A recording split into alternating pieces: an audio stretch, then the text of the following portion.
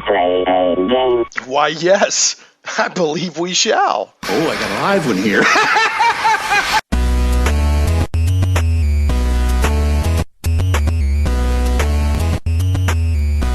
Live from Little Rock, it's Shane Plays Radio, Geek Talk Radio, a journey into the things we love. Got a great show, as always, lined up for you today.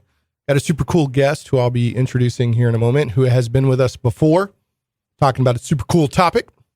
First of all, don't forget, this is live Geek Talk Radio. So if you ever feel like participating or passing along comments or etc., you can call at 501-823-0965. That's 501-823-0965. Or you can tweet me at Shane Plays, ShanePlays. So tweet me at Shane Plays. Speaking of Shane Plays, you can go to the website right now, shaneplays.com, and there's some show notes up that have links not only to the news items for today, but also to our guest and what we're going to be talking about. So if you want to know more, or you're like, hey, I didn't hear what they were talking about, or etc., go to shaneplays.com, ShanePlays.com, and the show notes are right there, one of the main posts on the blog. So make sure to check that out. This is live Geek Talk Radio. So it's talk radio. It's just like a sports talk radio, or religious talk radio, or political talk radio, or hey, call the car guy, whatever it is, but it's Geek Talk Radio. So this isn't just a podcast, although it is also a podcast. So it's live right now, and then it goes out later as a podcast. So whether you're listening live on 96.5 FM The Answer in the Central Arkansas area, or if you're listening online via the 96.5 FM theanswer.com live stream, or if you're listening via the podcast, I appreciate it. You can also catch the podcast on YouTube, the YouTube channel, which is linked at shaneplays.com. You can go to youtube.com/GoShanePlays, and also put the audio version. It's not video, it's just an audio version of the show. And a lot of people listen to the show that way. So consider that, maybe following the YouTube channel. Last, we're also carried a week delayed, although Gene Turnbow is constantly thinking about ways to get us live on his internet radio station at Krypton Radio. Krypton Radio is SciFi for your Wi-Fi, kryptonradio.com. Okay, a couple other quick announcements, and then we'll bring our guests in. One, don't forget, we have, courtesy one of our show sponsors, we have a Castles and Crusades player's handbook to give away. And of course, Troll Lord Games is one of our sponsors. In fact, we had Steven Chenault from Troll Lord on last week as part of our Geek News panel, News Extravaganza, which was a great show. If you didn't catch that show, go listen to it via the podcast. The Geek News Extravaganza, it was a lot of fun. Got a lot of great feedback on that show. Well, I'm sure we'll be doing that. It was an experiment that went well. It could have gone horribly, tragically wrong, Zach, but it didn't. It didn't go horribly, tragically wrong. So maybe it will in the future. We can only hope. So, but yeah, you go to my Shane Plays Facebook page, which is also linked on shaneplays.com, or you can go to go to Facebook and go to Go Shane Plays, and the pinned item at the top is a giveaway for the Castles and Crusades Player's Handbook, a shiny new Castles and Crusades Player's Handbook. All you got to do is like and share the post. That's it. And also don't forget, Castles and Crusades has a cool Kickstarter for Monsters and Treasures of Aihrde, or Aihrde, and that's their mythical world that they play in. And that's also linked on the show notes. And then last, for Central Arkansas listeners, or even local states, where the River City Comic Expo is coming up June 11th and 12th. And in association with show sponsor Game Goblins, we are doing organized role-playing gameplay at that. So if you're interested in that, stay tuned to Shane Plays. If you'd like to run a game there, there's going to be perks for running a game, including but not limiting to free entrance and also some store credit at Game Goblins. And our guest, who I'm about to introduce, will probably be excited to learn that I'm trying very hard to run Numenera at that event. So that's going to segue the heck right into our guest. Shanna, are you with us? I am. Good morning. Hey, good morning. So it's afternoon for me, but due to the magic of radio and time travel, it is morning for Shanna. She's on Pacific time. So are you in Seattle? I am in Seattle. You are in Seattle. That's a mecca for gaming development, or at least tabletop role-playing game at the moment. So that's great. So thanks so much for joining us. This is your third time on the show. The first time, it was a pre-recorded segment talking about a Numenera Kickstarter. The second time you came on to talk about Numenera with Chris Avallone, and now you're on again to talk about, and we'll get into this later in the show, but you have a really cool game. It's a creative RPG for kids, but it's fun for all ages.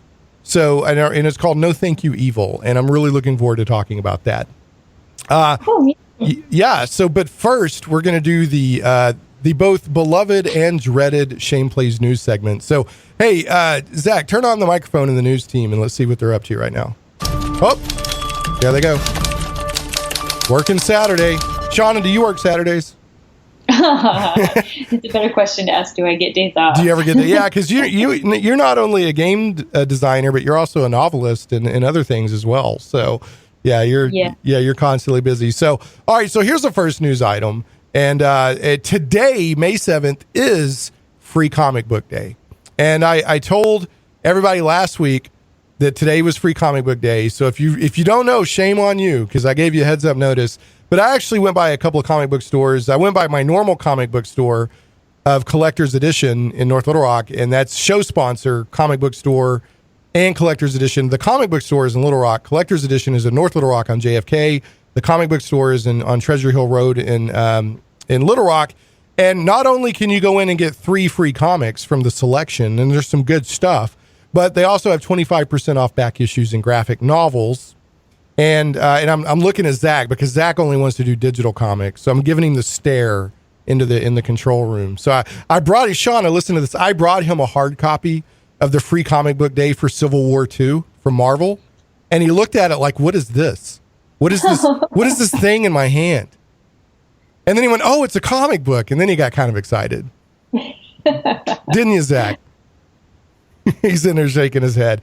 And then they were also at the comic book store for another hour from 10 to 2 today.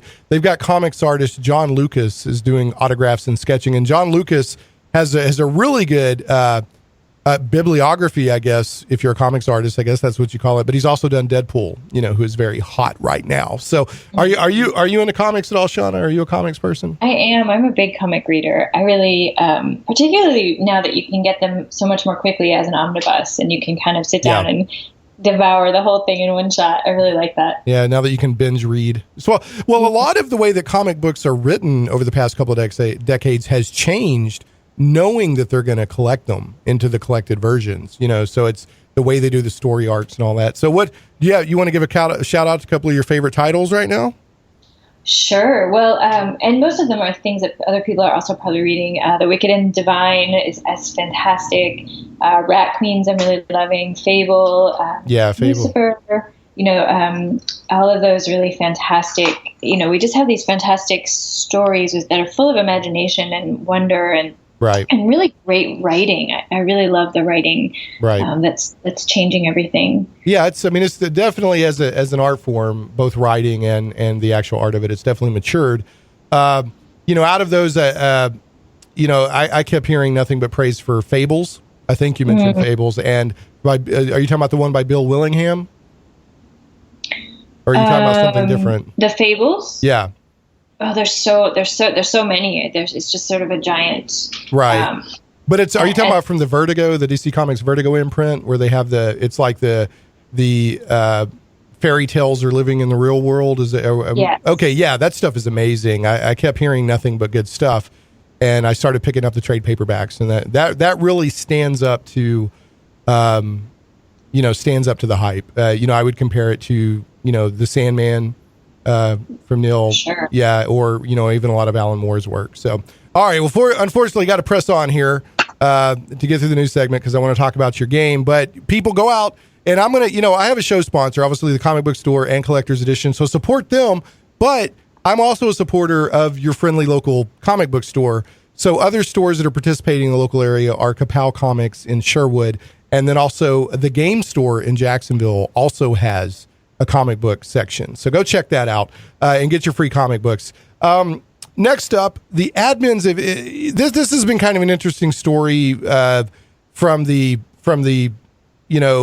fan passion versus needing to protect your IP, your intellectual property. And no, I'm not talking about Star Trek Axanar. That maybe a lot of people will think I'm leading into, but there was some fans that did a quote unquote vanilla server of World of Warcraft and it was a World of Warcraft version from years ago before they added all the new stuff to it. And Blizzard had to step in and shut it down, even though it was getting like 100,000 users or something like that. But I guess there was enough of an outcry and enough of a people appealing or whatever to Blizzard that Blizzard is now going to sit down and meet with it's French. I can't remember the name of the server, but this news is from Polygon, and it's linked on the shameplays.com show notes. So it looks like there may be some opportunity for Blizzard to work with the fans to have a vanilla server that is a version of World of Warcraft that people used to like if they don't like the version that's out there now.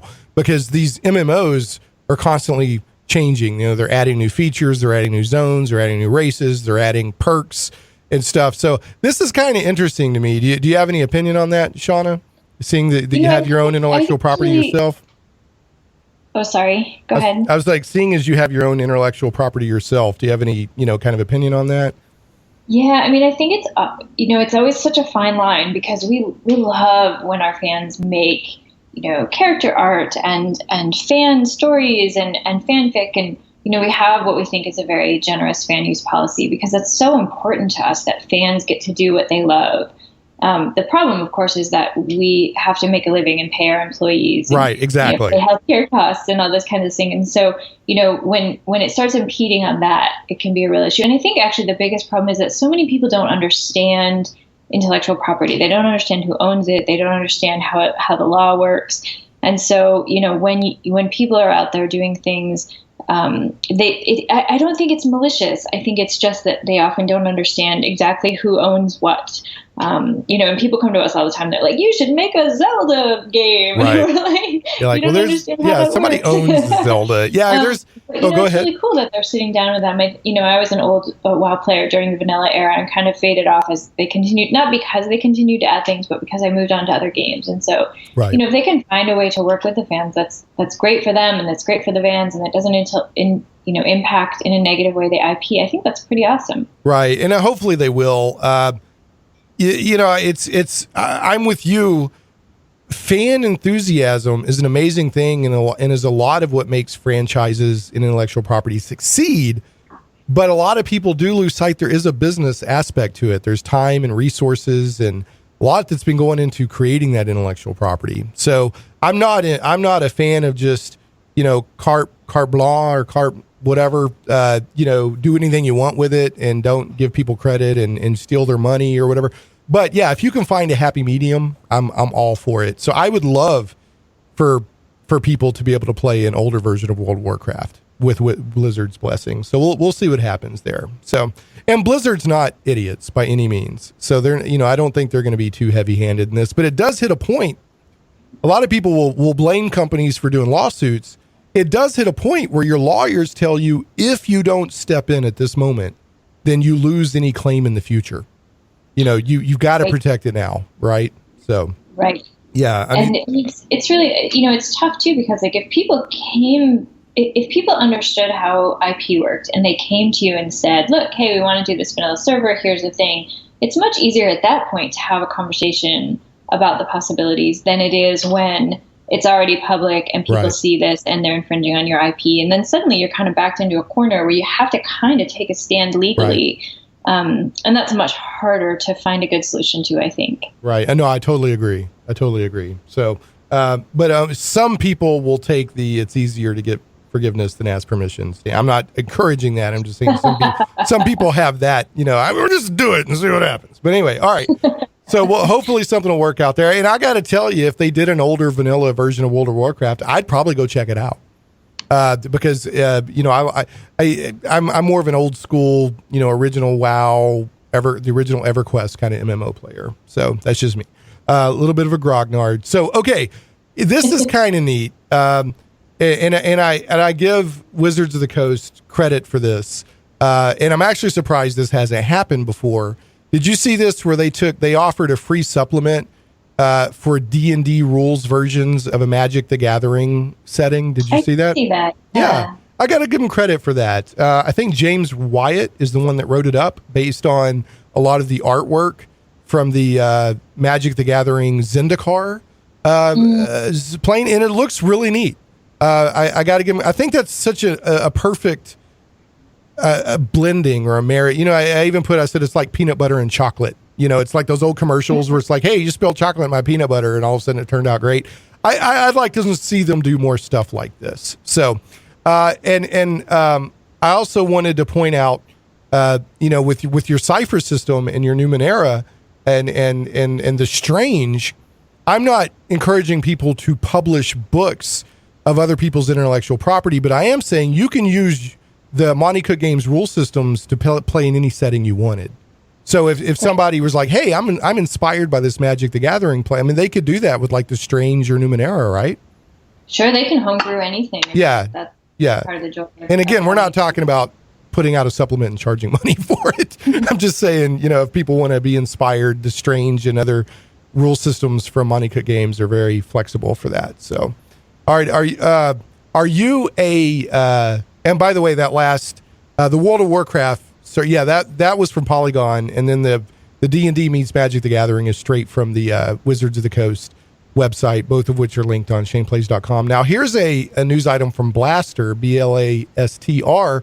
Are you a fan of the Robert Jordan Wheel of Time novels by any chance, Shanna? I am, although I'm not up to date, I don't think. I think it's been a long time since I should say I was a fan, and it's been a long time since I've looked at them or gone back to them. Well, I think I read up to book 6 or 7, and some of the actual prose, I didn't like everything, but I liked a lot of what he wrote. But I loved his plotting and his world building. I thought he was fantastic. Yeah, absolutely fantastic. And Brandon Sanderson actually ended up finishing it based on his notes because Robert Jordan actually passed away. And Brandon, and he stepped in. But anyway, the point is, we're getting a TV series based on the Wheel of Time, so that'll be pretty cool. So I guess like Game of Thrones and other stuff is inspiring people to do more fantasy TV. I don't know. Yeah, would you watch that? Do you think, or at least give it a chance? I'd give it a chance. I think right now we live in such a fantastic time for sci-fi fantasy stuff on TV that it's a very, very tough competition out there, and there's so much good stuff that I feel like I have this list. I have a second tier list of things that I would watch, which is kind of amazing and wonderful and awful all at the same time. Well, it's interesting. I've heard, people were like, they thought that TiVo was going to kill TV, but we've come into a golden age of television because the writing had to improve because of competition, right? So it's so good right now. Yeah, it really is. So I'll check it out. And I got to say, I just got to give a shout out. My favorite character in the Wheel of Time books is Matt Cotham. He's my man, the guy that rolls the dice. Love Matt. So I like Perrin, and I like Rand, and but Matt Cotham's my dude. So I hope he gets done right if they end up making this TV series. So a couple of other quick news items. We'll move on. I'm not going to spend a lot of time on this, but we haven't had some video game news in a while. Here's a couple of Nintendo items. I saw Zach's ears perk up a little bit when I said Nintendo. They're not going to do an event at E3 this year, Zach. They're not doing a press conference. They're not doing a digital event.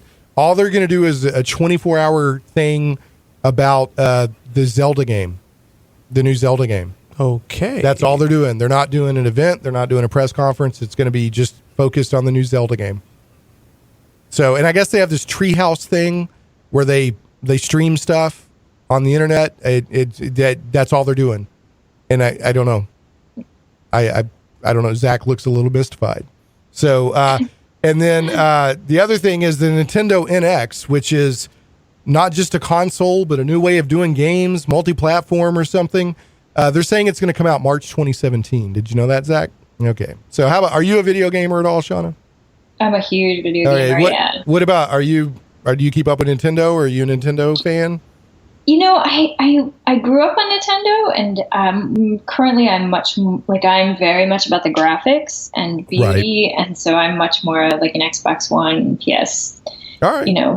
Kind of player these days. Well, I guess the new Uncharted, the final chapter of Uncharted just came out. Zach's in there nodding his head. Either today or next week, something like that. Yeah. Mm-hmm. All right. So what are you playing right now, Shanna? What's like your big A game right now that you love? Well, I just picked up Battleborn, which I've just sort of just kicked my head into. I'm right in the middle of a novel, so I don't have a lot of playtime. I recently played a lot of Witcher 3. Yep. This really fantastic game called The Flame in the Flood. That's I haven't heard of it. Game that I just adore. What platform is that on? I'm sorry? PC? Is that PC? I think it's PC, but I'm playing it on the Xbox One. I'm looking that up right now. The Flame in the Flood. Never heard of it. I haven't either. It's indie, which indie can be very, very good. Uncharted 4 comes out next week. And well done. And Fallout was consumed much of my spring, of course. Yeah, Fallout. Are you gonna play? Are you playing any of the DLC? Are you getting any of that? I just downloaded the DLC, but I haven't opened it. I'm like, I must finish this novel. Right, I gotcha.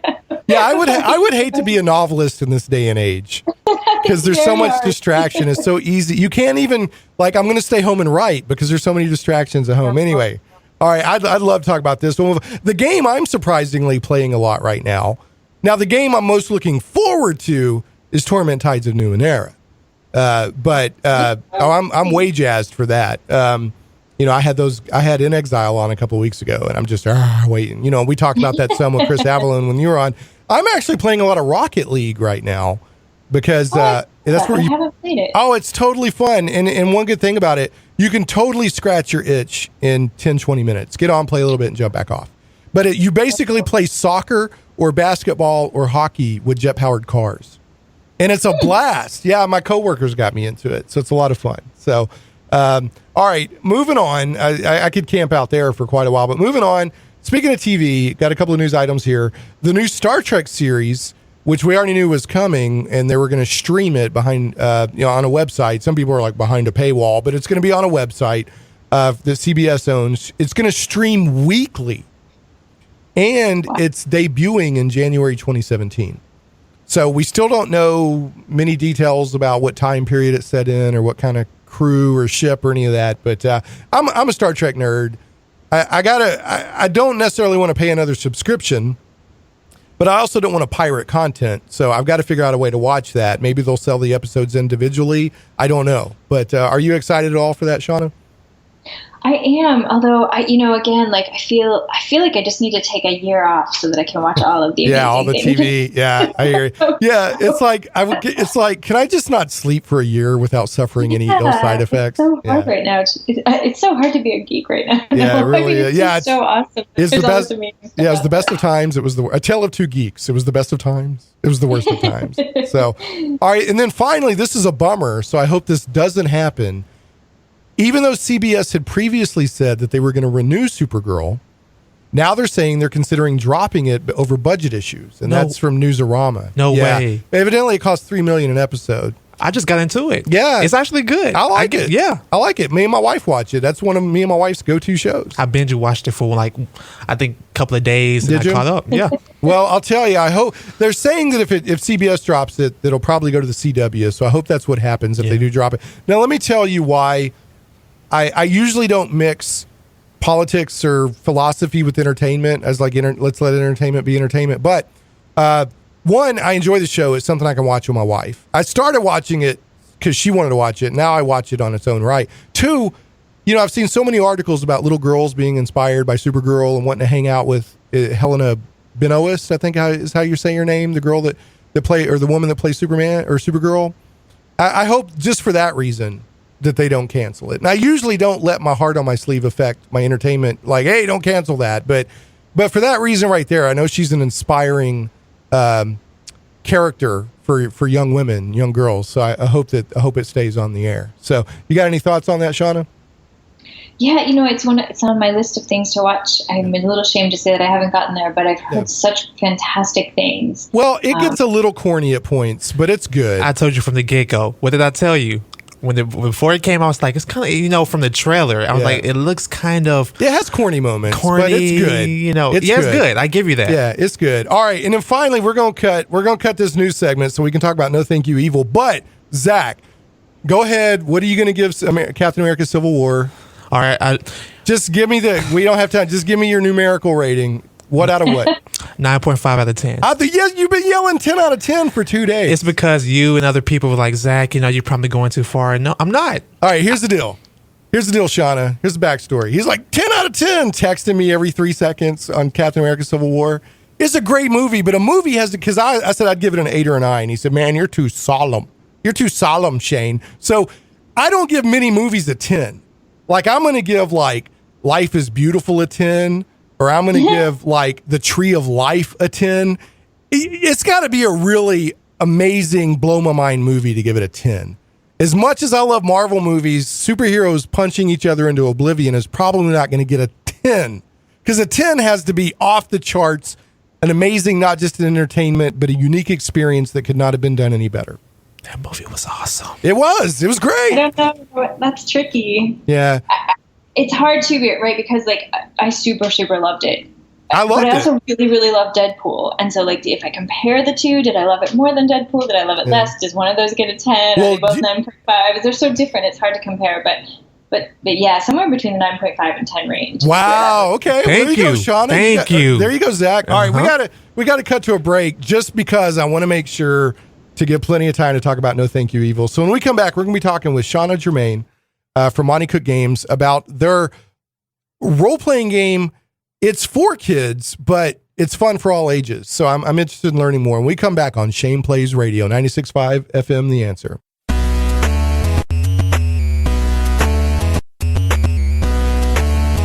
Hold on to your butts. June 11th to 12th at the State House Convention Center in Little Rock, the River City Comic Expo is Arkansas's largest comic, toy, game, cosplay convention and now features the Little Rock Picture Show. Guests for 2016 include Neil Adams, Mike Zeck, James Aubert, Larry Hama, Michael Golden, and Arkansas's own Mitch and Elizabeth Brettweiser, John Lucas, and Dusty Higgins. You'll find booth after booth with artists and dealers representing comics, toys, books, movies, games, and so much more. So come on out to the River City Comic Expo, June 11th and 12th at the State House Convention Center in Little Rock.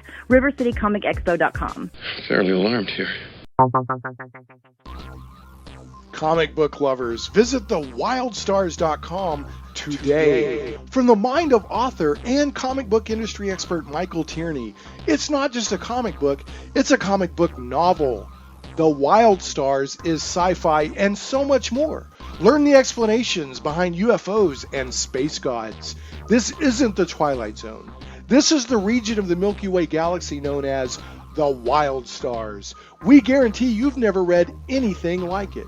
The complete comic book novel took 20 years to tell, with one reviewer noting, the story of the Wild Stars stretches ambitiously across space and time, from small-town murders to the destruction of planets, with every event given multiple layers of meaning. If you haven't read The Wild Stars, you're missing out. Visit thewildstars.com today. Megawars.net. The classic online space strategy game has returned, bigger and better than ever before. Scout the universe and claim your empire. Construct, customize, and launch dozens of different starships. Battle thousands of opponents online in a team-based competition leading to the ultimate Battle of the Galaxies. Grab your slot today for the only online game where tactics and strategy still reign supreme. Visit megawars.net and get options only available in our special pre-sales previews running now. Megawars.net. The die is cast. Plunge into worlds of fantastic adventure where dragons lie and the undead stalk the shades of your mind's imagines. Where creatures of legend plunder wealth through the horror of their passage. Monsters grim and foul hold the ecstasy of gold and the renown of glory. All this and more awaits you and your friends in the unlimited, fantastic world of the Castles and Crusades role-playing game from Trollord Games. Visit your friendly local game store or Trollord.com to get your copy today. A rules-light, adaptable game that has stood the test of time. 12 years in constant publication with no new additions, Castles and Crusades is the original easy-to-play attribute check system. Join us and unleash your imagination. Visit your friendly local game store or Trollord.com to get your copy of Castles and Crusades today. Shane Plays Radio is blessed to have sponsors, and we appreciate them very much. However, did you know that you can also support the show as an individual for as little as $1 an episode? Simply go to patreon.com/ShanePlays.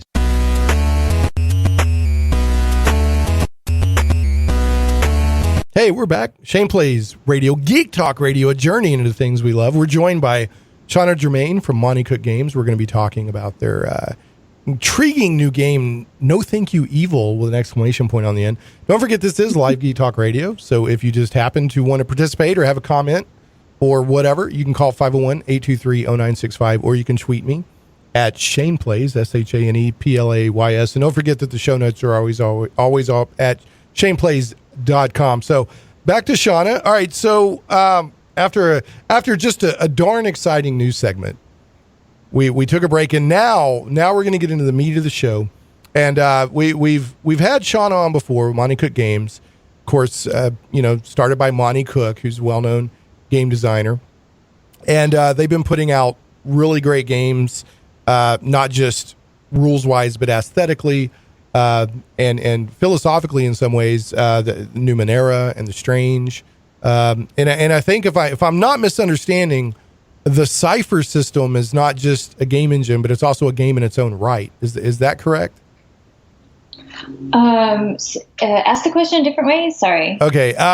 So the like if I'm playing Numenera, that's using the SciFi system, correct? That is using the SciFi system rules, yes. Okay. Is there not also a actual SciFi system game now? Well, there's a SciFi system rule book, which is basically the game mechanics that are agnostic to the setting. So they allow you to put any setting that you want to onto the SciFi system rule set. I see. So it's sort of like, and I'm not saying you're GURPS, but to make a loose analogy, it's sort of like using the SciFi system in a GURPS way, so you can do any setting or genre that you want.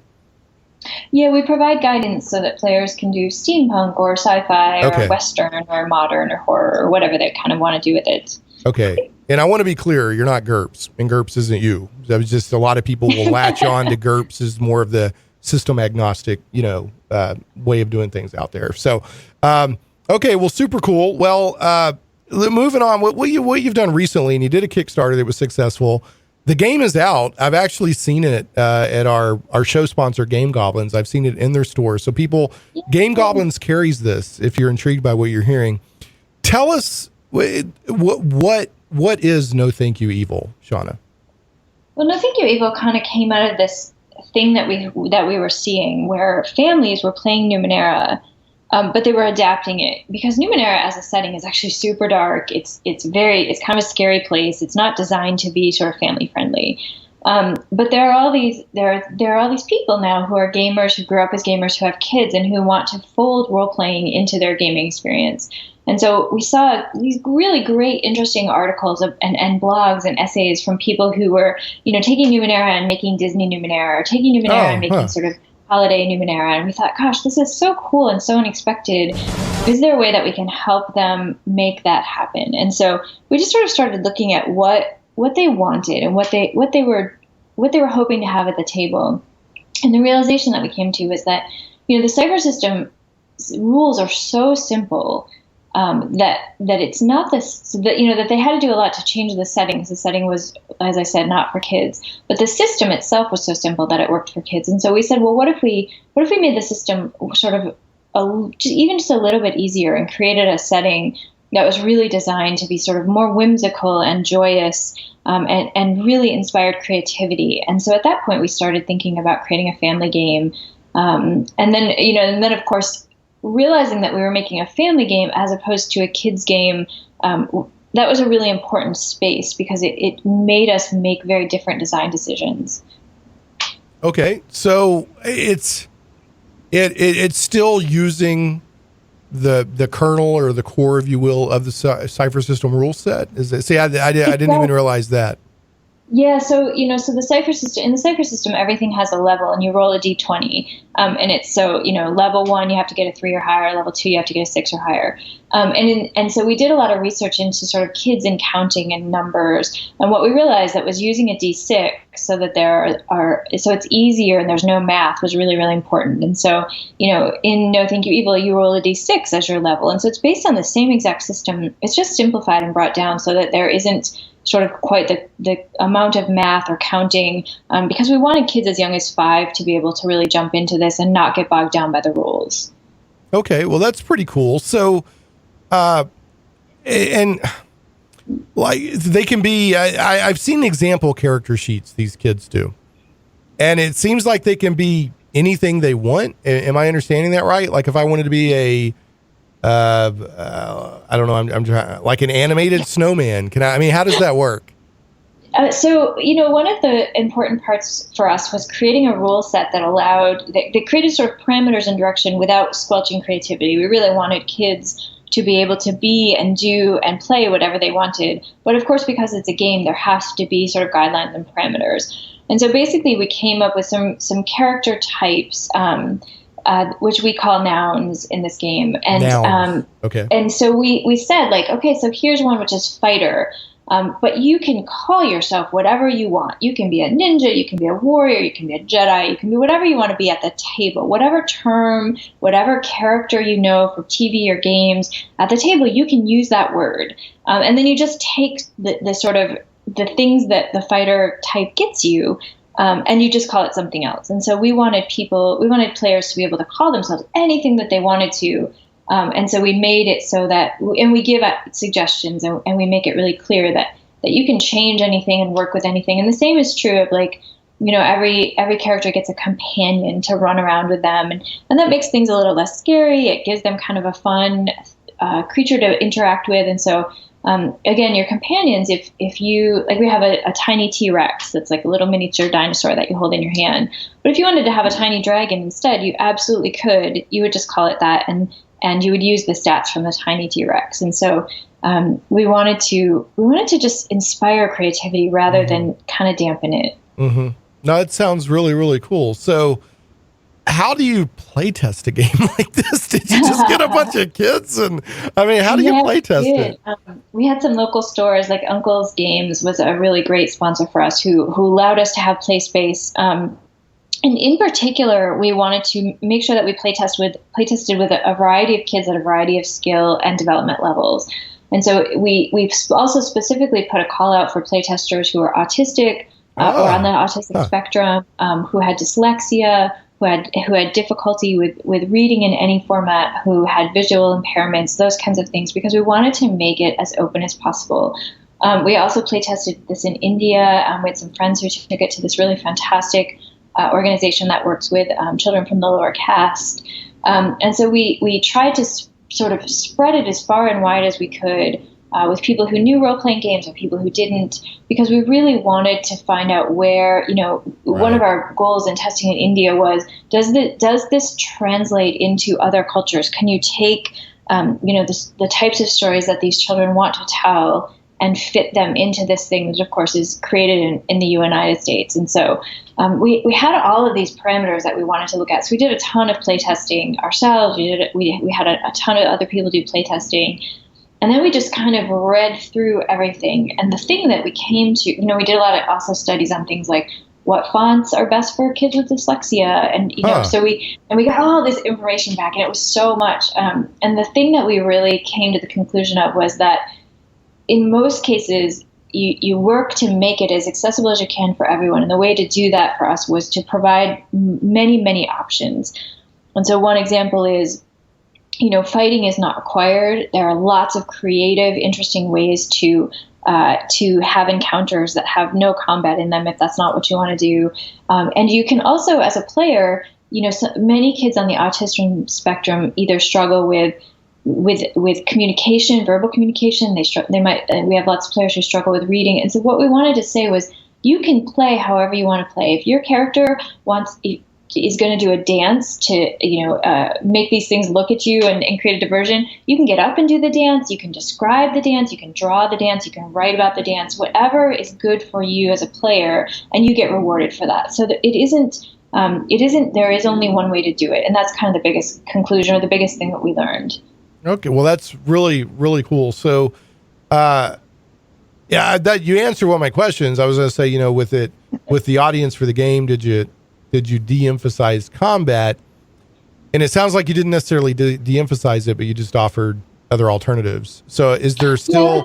I'm sorry. Yeah, is there still, like, let's say I'm playing with a group of kids that they do want to fight. I just saw a Civil War and I want superheroes that fight. that's still in there. Like there's still rules for that. Okay, but there's other. We didn't want to penalize fighting, right? We wanted to make everything equal. So you can dance, you can fight, you can talk, you can entertain, you can burp and distract everyone. I mean, nice. It sort of goes the range from sort of I have a sword and I want to hit things to I think gross things are cool and I'm going to throw goo at you to, I want to be a princess and I want to dance and everyone's going to look at me and everyone else will sneak by them. And so everything is sort of equal in its options and in its reward as well. Because we know that lots and lots, there was no goal, there was no attempt to say combat's bad, don't use combat, because we didn't want to give that message. We want, again, that's part of creativity. Kids should be able to play however they want to, and find cool creative solutions however they want to, and yeah, we just wanted to reward them for all of those things. So do you call that the men without hats principle? They can dance if they want to. For sure. I am so sorry. I'm sorry. No, I'm not. I'm sorry, not sorry for that. That's great. So what now? What do you feel the average? And I know you designed it for a spectrum of ages, but do you feel that now that you've play tested the game and put the game out there and you're getting feedback, do you feel there's sort of an age range that seems to be resonating more strongly with the game, or is I would say. We did all of that before the game came out, and so we kind of had a good grip on what that was going to look like. The thing I am surprised by is how young the players are who are playing. So, there are kids who are 3 or 4, which is sort of below the threshold of what we expected, but they want to play with their older siblings. And so we created the game to slide. So if you're 5, you have a simpler version of the game than the 7-year-old that you're playing with, but you can still play at the same time. That's what I was meaning about family games, right? We realized that families don't have 3 7-year-olds. They have a 5-year-old, a 7-year-old, and a 9-year-old. And we needed to make a game that worked for all of them, plus the grandparents, plus the family, that kind of thing. And so I would say I'm surprised at how often really young players jump in, and of course they're not quite grokking the rules. They spend most of their time sort of coloring and kind of. I can tell that from the character sheets. Yeah, I can definitely tell from the character sheets that there's a lot of coloring going on. But it's sweet. Which is part of our goal, right? Yeah. We wanted, if that was your thing, we wanted you to be able to do that as part of the game. Because everyone enters role playing from a really different place. Right. Absolutely. We wanted there to be lots of paths to enter. All right. Well, let's do this. We'll take another break. When we come back, we'll talk a little bit more about No Thank You Evil, including, maybe your future plans for the system and, how people can get it. So, and I can tell people, one way they can get it is at show sponsor Game Goblins. Some goblins are your friends. Game Goblins is Central Arkansas's premier retailer of Magic the Gathering, Warhammer 40K, board games, card games, RPGs, miniatures, and hobby accessories. And as I said earlier, and I'll say again here, Game Goblins does carry No Thank You Evil. Call Game Goblins at 501-224-GAME or visit them online at gamegoblins.com. Conveniently located at 1121 South Bowman, right on the corner of Bowman and Canis in West Little Rock, and staffed by friendly employees, Game Goblins has expanded their store size, and there's plenty of room for exciting inventory and tables for play space. You'll like that space because Game Goblins has gaming events every day of the week. For all of your gaming needs, I heartily recommend Game Goblins. Make sure to check out their customer loyalty program that rewards you based on your actual purchases. Game Goblins earns your business and keeps it. First-time customers, mention Shane Plays and receive $10 off your purchase of $50 or more. Call Game Goblins at 501-224-GAME or visit them online at gamegoblins.com. Tell them Shane Plays sent you.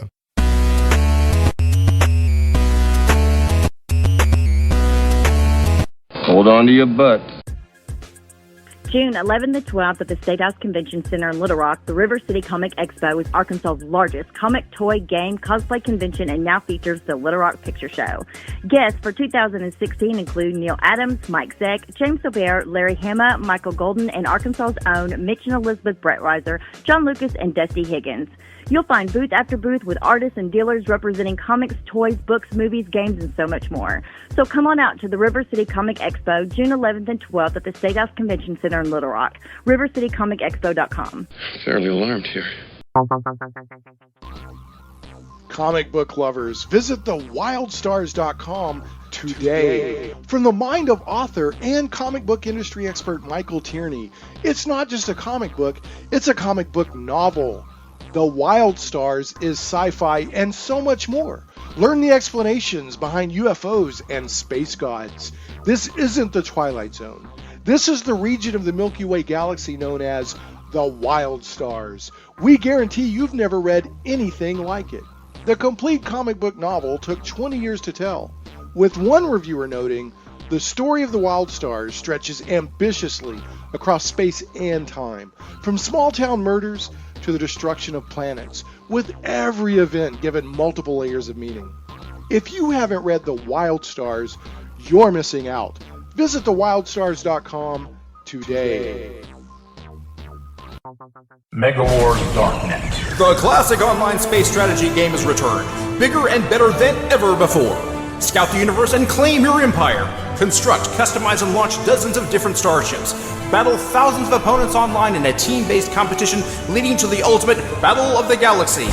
Grab your slot today for the only online game where tactics and strategy still reign supreme.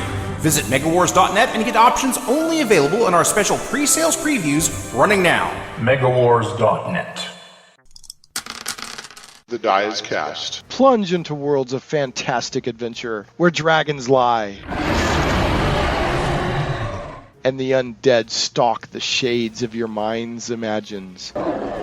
Where creatures of legend plunder wealth through the horror of their passage. Monsters grim and foul hold the ecstasy of gold and the renown of glory. All this and more awaits you and your friends in the unlimited, fantastic world of the Castles and Crusades role-playing game from Trollord Games. Visit your friendly local game store or Trollord.com to get your copy today. A rules-light, adaptable game that has stood the test of time. 12 years in constant publication with no new additions, Castles and Crusades is the original, easy-to-play attribute check system. Join us and unleash your imagination. Visit your friendly local game store or Trollord.com to get your copy of Castles and Crusades today. Shane Plays Radio is blessed to have sponsors, and we appreciate them very much. However, did you know that you can also support the show as an individual for as little as $1 an episode? Simply go to patreon.com/ShanePlays.